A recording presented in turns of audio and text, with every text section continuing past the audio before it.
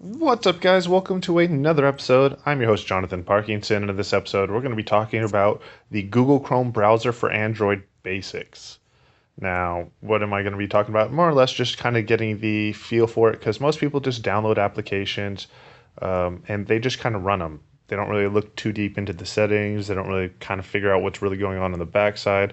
They just take it for granted that everything's going to work smoothly, and they normally do, but sometimes you can get just a little bit more out of that application if you go into the background, and one of those applications is the Google Chrome browser. Now, I am in the settings. To get into the settings, just open up your browser, hit your menu icon, and it'll pop up, and you can scroll down to find that. So, what's nice about it is, of course, I can come in here and I can actually change from using google.com to yahoo.com to bing.com to ask.com. So even though I am using a Google Chrome browser, I can change it over and using another search engine.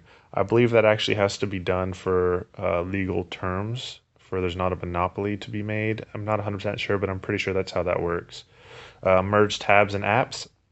Now that's going to happen if you want to merge all your tabs and app in the same screen. So if I touch and hold all of those right there, each individual tab will be created in a tab like this, just as like if I had all my other applications.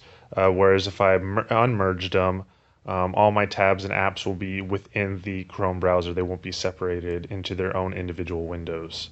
Autofill forms, that's kind of self-explanatory. Save password, that's also that. If you have public devices, I definitely recommend not keeping saved passwords or autofill forms. Homepage, of course, you can set your homepage to whatever you want. I have it to my homepage, which is techbydmg.com, my website. Advanced, you got your privacy. So, of course, if you want to change a few of these little things in here, if you want to put your do not track, so that's not going to guarantee you will not be tracked, but it just helps some of those little more basic websites. Your accessibility, if you need to change your text size, your site settings, so your cookies, all that type of stuff is going to be found in there.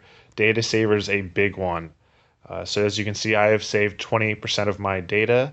My original data size was 174. It has been now after compression to 125, and that's between April 9th and May 9th. Of course, you can just see that's the only amount of data. It's been about 4 days, which is really nice. So if you are one of those people that is, conscious about their data, you want to definitely do that. And of course, then there's the About Chrome, which tells you what version you're running and everything like that. And that's all I really wanted to go ahead and talk about when it comes to getting the most basics out of the Chrome settings. Now, this isn't going to be for your typical Android user. Most of you should know that. But for anybody coming over to it or maybe trying to jump on the Chrome bandwagon, then by all means, this might be a little video you might want to look into, just kind of getting the most out of it. If you do have any questions or comments, as always, leave them down below. Don't forget to subscribe, and I'll see you guys.